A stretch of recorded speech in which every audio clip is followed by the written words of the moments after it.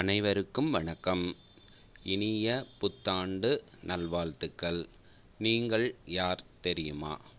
இந்த விஷயத்தை நான் உங்களுக்கு சொல்கிறதுக்கு முன்னாடி பார்த்தீங்க அப்படின்னாக்கா, சிவகலை, விஷ்ணு கலை அப்படின்னு 2 கலைகள் இருக்குது.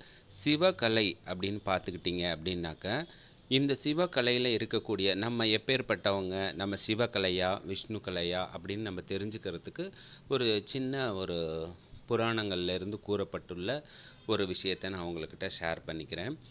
நீங்கள் சிவகலை அப்படின்னு பார்த்துட்டிங்க அப்படின்னா, மோஸ்ட்லி இது ஆண்களாக இருக்கட்டும் பெண்களாக இருக்கட்டும், பார்த்தீங்க அப்படின்னா சிவகலையில் உள்ளவங்க எப்போதுமே சிவன் வந்து அபிஷேக பிரியர் அப்படின்னு சொல்லுவாங்க.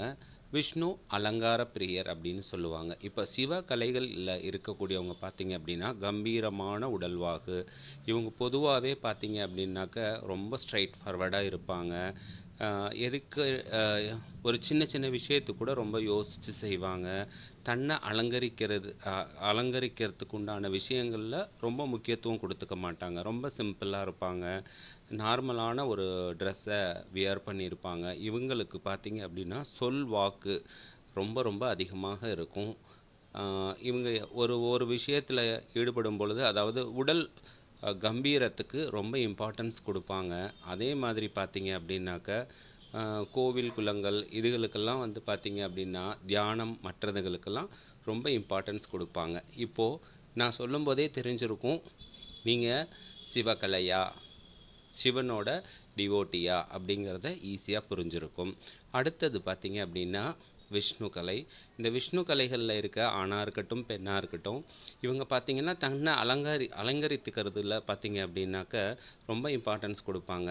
தலைமுடியாக இருக்கட்டும், தன்னை ஃபேஸை ரொம்ப அழகுபடுத்திக்கிறதா இருக்கட்டும், அழகு சாதனங்கள் வாங்கிக்கிறதா இருக்கட்டும், மோதிரங்கள் போட்டுக்கிறது, செயின் போட்டுக்கிறது, சென்ட் அடிச்சுக்கிறது, இந்த மாதிரியான நிறைய விஷயங்கள் தன்னை அலங்காரப்படுத்திக்கிறது, இவங்களை புகழ்த்தி சொல்லணும், இந்த மாதிரியான விஷயங்கள்லாம் பார்த்தீங்க அப்படின்னா ரொம்ப ரொம்ப முக்கியத்துவம் கொடுப்பாங்க.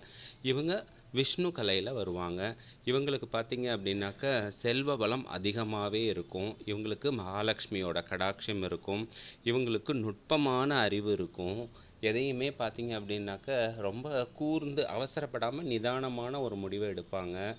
இப்போது நீங்கள் நான் சொல்கிறக்கூடிய சில விஷயங்களை பார்த்தீங்க அப்படின்னாவே நீங்கள் விஷ்ணு கலையா அப்படிங்கிறத தெளிவுபடுத்தியிருக்கலாம்.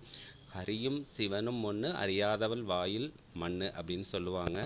இப்போது சிவகலை விஷ்ணு கலை ரெண்டுக்குமே பார்த்தீங்க அப்படின்னாக்க, இவர் அபிஷேக பிரியர் சிவன், விஷ்ணு அலங்கார பிரியர் அப்படின்னு சொல்லுவாங்க. இப்போ நம்ம எந்த மாதிரியான ஒரு சிவகலையா விஷ்ணு கலையா நம்ம தெரிஞ்சுக்கிட்டோம்.